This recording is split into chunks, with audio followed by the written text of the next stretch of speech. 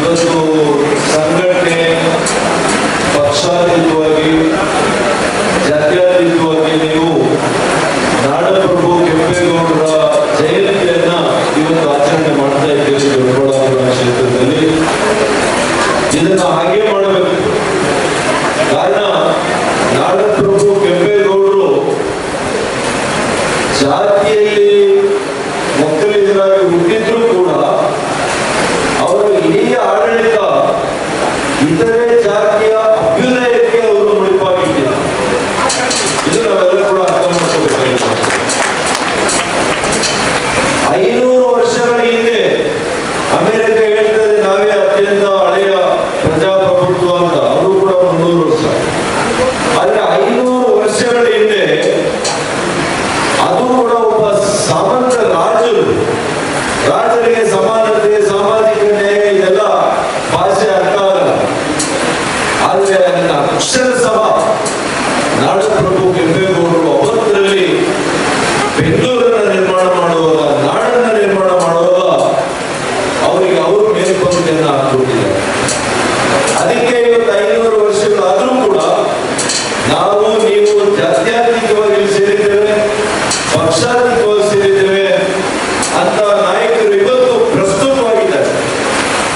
500 ವರ್ಷಗಳ ಹಿಂದೆ ಮಾಡಿದಂತ ಆಡಳಿತ ಇವತ್ತು ಅವರು ಕಂಡಂತ ನಗರ ಇವತ್ತು ಜಾಗತಿಕ ನಗರ ಆಗಿದೆ, ಗ್ಲೋಬಲ್ ಸಿಟಿ ಆಗಿದೆ.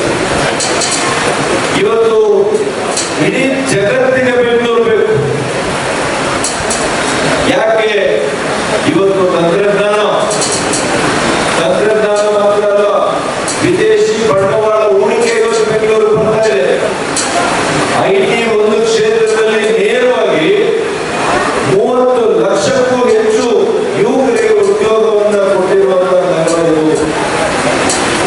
ಇಂಡೈರೆಕ್ಟ್ ಎಂಪ್ಲಾಯ್ಮೆಂಟ್ 30-40 ಲಕ್ಷ ಇದೆ. ಇವತ್ತು ಭಾರತ ದೇಶಕ್ಕೆ, ಕರ್ನಾಟಕ ರಾಜ್ಯಕ್ಕೆ ಮಾತ್ರ ಅಲ್ಲ ಬೆಂಗಳೂರಿನ ಕೊಡುಗೆ, ನಮ್ಮ ಯುವಕರ ಕೊಡುಗೆ ಇಡೀ ದೇಶಕ್ಕೆ, ಇಡೀ ದೇಶದಿಂದ ವಿದೇಶಕ್ಕೆ ರಫ್ತಾಗುವಂತ IT ಅದು 50% 60 ಬೆಂಗಳೂರು ಒಂದರಲ್ಲೇ ಇವತ್ತು ರಫ್ತಾಗುತ್ತಿದೆ IT. ಅದು ಕೂಡ 6 ಲಕ್ಷ ಕೋಟಿ ರೂಪಾಯಿಗಳಲ್ಲಿ ಸುಮಾರು 3.5-4 ಲಕ್ಷ ಕೋಟಿಯಷ್ಟು ಇವತ್ತು ಬೆಂಗಳೂರಿನಿಂದ ರಫ್ತಾಗ್ತಾ ಇದೆ. ಇದೆಲ್ಲ ಕೂಡ ಹೇಗಾಯಿತು ಅಂತಂದ್ರೆ ನಾಡಪ್ರಭು ಕೆಂಪೇಗೌಡರು ಅವತ್ತಿನ ಕನಸು. ಅವರು ವಿಶ್ವ ಮಾನವರಾಗಿ ಅವತ್ತೇ ಅವರು ಆಡಳಿತವನ್ನು ಮಾಡಿದ್ದಾರೆ. ನಾವು ಹುಟ್ಟುವಾಗ ನಾವೆಲ್ಲ ಕೂಡ ಅಲ್ಪ ಮಾನವರಿರ್ತೇವೆ. ಆದ್ರೆ ನಾವು ಬೆಳೀತಾ ನಾವು ವಿಶ್ವ ಮಾನವರಾಗಬೇಕು ಅಂತ ಏನು ನಮ್ಮ ನಾಡಿನ ಹೆಸರಾಂತ ಕವಿಗಳು ಕುವೆಂಪು ಅವರು ಹೇಳಿದ್ದಾರೆ, ಅದಕ್ಕೆ ಅಕ್ಷರ ಸಹ ನಾಡಪ್ರಭು ಕೆಂಪೇಗೌಡರು ನಡ್ಕೊಂಡಿದ್ದಾರೆ. ಇವತ್ತು 54 ಪೇಟೆಗಳು ನಾವು ಇವತ್ತು ಮಾತಾಡ್ತೇವೆ. ಆ 54 ಪೇಟೆಗಳು ಕೂಡ ಅನ್ಯ ಜಾತಿಗಳ ಬಡವರು, ಬಲಹೀನ ವರ್ಗಗಳು ಆರ್ಥಿಕ ಚೈತನ್ಯವನ್ನ ಪಡೆಯುವಂತ ಕೆಲಸ ಮಾಡಿದ್ರು. ಅವರೆಲ್ಲ ಕೂಡ ಮುಖ್ಯವಾಹಿನಿಗೆ ಬರಬೇಕು ಅನ್ನುವಂತ ಒಂದು ಆಲೋಚನೆಯನ್ನ ಇಟ್ಕೊಂಡು ಸಮಾಜವನ್ನು ಕಟ್ಟುವಂತ ಕೆಲಸ ಮಾಡಿದ್ರು.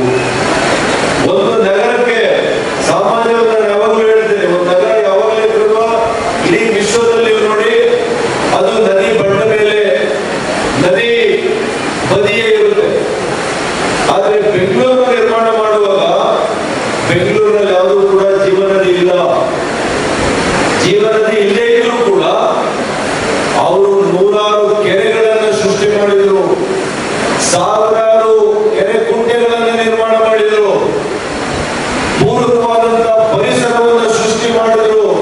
ಅಂದ್ರೆ ಪಾರ್ಕ್ಗಳು, ಇವತ್ತು ಕಬ್ಬನ್ ಪಾರ್ಕು, ಲಾಲ್ ಬಾಗು, ಈ ರೀತಿಯಲ್ಲಿ ಧಾರ್ಮಿಕ ಪರಂಪರೆಗೆ ಒತ್ತನ್ನು ಕೊಟ್ಟರು. ಅನೇಕ ದೇವಸ್ಥಾನಗಳನ್ನು ನಿರ್ಮಾಣ ಮಾಡಿದ್ರು.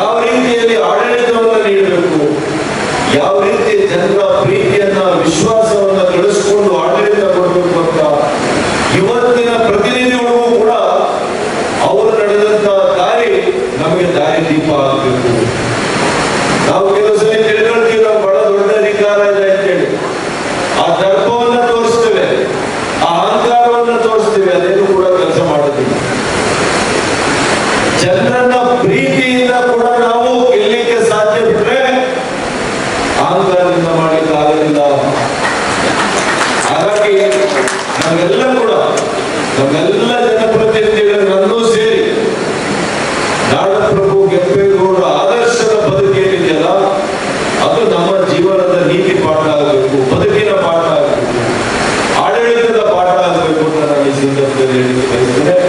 ಹಾಗಾಗಿ ಬಂಧುಗಳೇ, ಇವತ್ತು ಅನೇಕ ಹಿರಿಯ ಮುಖಂಡರುಗಳು ಒಂದೇ ವೇದಿಕೆಯಲ್ಲಿ ದೊಡ್ಡಬಳ್ಳಾಪುರದಲ್ಲಿ ನೋಡುವಂಥದ್ದು ನಮ್ಗೆಲ್ಲ ಕೂಡ ಸುಯೋಗ ಆಗಿದೆ. ಎಲ್ಲ ಪಕ್ಷಗಳ ಮುಖಂಡರು ಇದ್ದಾರೆ, ನಮ್ಮ ಹಾಲಿ ಶಾಸಕ ಮಿತ್ರರು, ಯುವ ಮಿತ್ರರು ಇದ್ದಾರೆ, ಹಿಂದೆ ಇದ್ದಂತ ಶಾಸಕ ಮಿತ್ರರು ಅವರು ನಾನು ಜೊತೆಯಲ್ಲಿ ಕೂಡ ಕೆಲಸ ಮಾಡಿದ್ವಿ, ಅವರು ಇದ್ದಾರೆ. ನಮ್ಮ ಅತ್ಯಂತ ಹಿರಿಯ ನಾಯಕರು ದಂಡಿನಲ್ಲಿ ಕೃಷ್ಣಪ್ಪಣ್ಣ ಅಂದ್ರೆ ಒಂದು ಟೆರರ್ ಆ ಕಾಲಕ್ಕೆ ಅವೆಲ್ಲ ಉಳಿದು ನಮ್ಮ ಸಮಾಧಾನ ಆದರೂ ಕೂಡ ಆ ರೀತಿಯ ಹೋರಾಟವನ್ನು ಮಾಡಿ ಇವತ್ತು ಆಡಳಿತವನ್ನು ಕೊಡ್ತಾ ಇದ್ರು, ರಾಜಕಾರಣವನ್ನು ಮಾಡ್ತಾ ಇದ್ರು, ಜನಪರವಾದಂತಹ ಕಾಳಜಿಯನ್ನು ಇಟ್ಕೊಂಡಿದ್ರು. ನಮ್ಮ ನರಸಿಂಹಣ್ಣವರು ಅಷ್ಟೇ, ಅವ್ರ ಚುನಾವಣೆಯಲ್ಲಿ ಕೂಡ ಹಿಂದೆ ನಾನು ಕೆಲಸ ಮಾಡಿದ್ದೀನಿ. ಹಾಗಾಗಿ ಇವತ್ತು ಯುವ ಮಿತ್ರರು, ಹಿರಿಯರು, ಅನುಭವಸ್ಥರು ಎಲ್ಲ ಕೂಡ ಇವತ್ತು ಇದ್ದೇವೆ. ನಾವೆಲ್ಲ ಕೂಡ ಸೇರಿ ದೊಡ್ಡಬಳ್ಳಾಪುರ ತಾಲೂಕು, ದೊಡ್ಡಬಳ್ಳಾಪುರ ಕ್ಷೇತ್ರ ಇವತ್ತು ನಮ್ಮ ಶಾಸಕರು ಆಡಳಿತ ಮಾಡ್ತಾ ಇದ್ದಾರೆ, ಒಳ್ಳೆ ಆಡಳಿತವನ್ನು ಮಾಡ್ತಾ ಇದ್ದಾರೆ. ಸರ್ಕಾರ ಹೊಸದೇನಲ್ಲ, ಹೊಸ ಮುಖ್ಯಮಂತ್ರಿಗಳು ಬಂದಿದ್ದಾರೆ. ಹೊಸ ಮುಖ್ಯಮಂತ್ರಿಗಳು ಎಲ್ಲರಿಗೂ ಬಂದಿದ್ರು, ಮೊನ್ನೆ ಡಿ ಕೆ ಶಿವಕುಮಾರ್ ಅವರು ಬಂದಿದ್ರು. ನಮ್ಮ ಸಮುದಾಯದ ಹೆಮ್ಮೆಯನ್ನು ಕೂಡ ಹೇಳಬೇಕಾಗ್ತದೆ. ಇವತ್ತು ಯಾವುದೇ ಪಕ್ಷ ಇರಲಿ, ಇವತ್ತು ನಮ್ಮ ಸಮುದಾಯದ ಹೆಮ್ಮೆ ನಮ್ಮ ಮುಖ್ಯಮಂತ್ರಿಗಳು ಡಿ ಕೆ ಶಿವಕುಮಾರ್ ಅವರು ಆಗಿದ್ದಾರೆ. ಅವರು ಕೂಡ ನಮ್ಮ ಸಮುದಾಯದಿಂದ ರಾಜ್ಯದ ಜನರ ಪರವಾಗಿ ಅವರು ಕೂಡ ಒಳ್ಳೆಯದಾಗಲಿ ಅಂತ ನಾನು ಈ ಸಂದರ್ಭದಲ್ಲಿ ನಾನು ಅವರಿಗೆ ಆಶಯವನ್ನ ಒಳ್ಳೆಯದಾಗಲಿ ಅಂತ ಹೇಳಿ ಬಯಸ್ತೇನೆ. ಅದೇ ರೀತಿ ಈ ಭಾಗದಲ್ಲಿ ಅವರು ಮುಂದೆನೂ ಹೇಳಿದ್ದೇನೆ, ನಮ್ಮ ಭಾಗದ ಜನರ ನಿರೀಕ್ಷೆ, ಒತ್ತಾಸೆ ಕುಡಿಯುವ ನೀರು, ಕೃಷಿಗೆ ನೀರು. ಇದನ್ನ 2 ವರ್ಷ ನಿಮಗಿದೆ, ಆದ್ರೂ ಕೂಡ ನೀವು 2 ವರ್ಷಗಳಲ್ಲಿ ಎತ್ತಿನ ಒಳ್ಳೆ ನೀರನ್ನ ನಮ್ಮ ಭಾಗಕ್ಕೆ ಹರಿಸುವಂತ ಕೆಲಸ ನೀವು ಮಾಡಬೇಕು ಅಂತೇಳಿ ವೇದಿಕೆಯಲ್ಲಿ ಅವರಿಗೆ ಮನವಿಯನ್ನ ನಾನು ಮಾಡಿದ್ದೇನೆ. ಹಾಗಾಗಿ ಇವತ್ತು ಸ್ನೇಹಿತರೆ, ಇವತ್ತು ರಾಜಕಾರಣ ಮಾತಾಡಲಿಕ್ಕೆ ಹೋಗೋದಿಲ್ಲ, ಆದ್ರೆ ನಮ್ಮ ಸಮುದಾಯದವರಿಗೆ ವಿಶೇಷವಾಗಿ ಒಗ್ಗಟ್ಟನ್ನ, ಎಲ್ಲಿ ಒಗ್ಗಟ್ಟಿರುತ್ತೆ ಅಲ್ಲಿ ಶಕ್ತಿ ಇರುತ್ತೆ, ಎಲ್ಲಿ ಶಕ್ತಿ ಇರುತ್ತೆ, ಸಂಘಟನೆಯ ಶಕ್ತಿ ಇರುತ್ತೆ, ಅಲ್ಲಿ ಜಯ ಸಿಗುತ್ತೆ. ಜಯ ಅಂತ ನಾನು ಹೇಳುವಂಥದ್ದು ಕೇವಲ ರಾಜಕಾರಣದಲ್ಲ, ಶೈಕ್ಷಣಿಕ ಜಯ, ಆರೋಗ್ಯಕ್ಕೆ ಜಯ, ಇವತ್ತು ನಮ್ಮ ನಾಗರಿಕತೆಗೆ ಜಯ, ಅಭಿವೃದ್ಧಿಗೆ ಜಯ.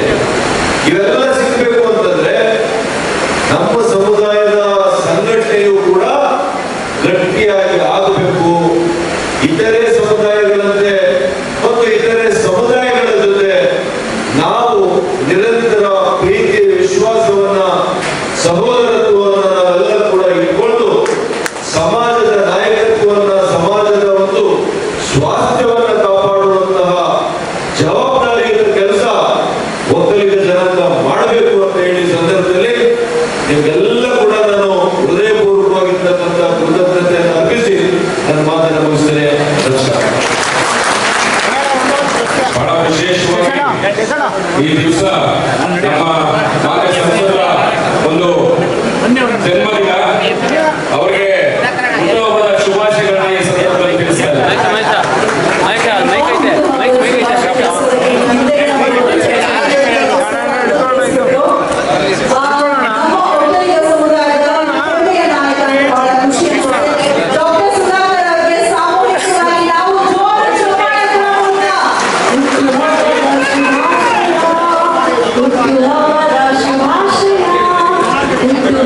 ಶುಭಾಶಯ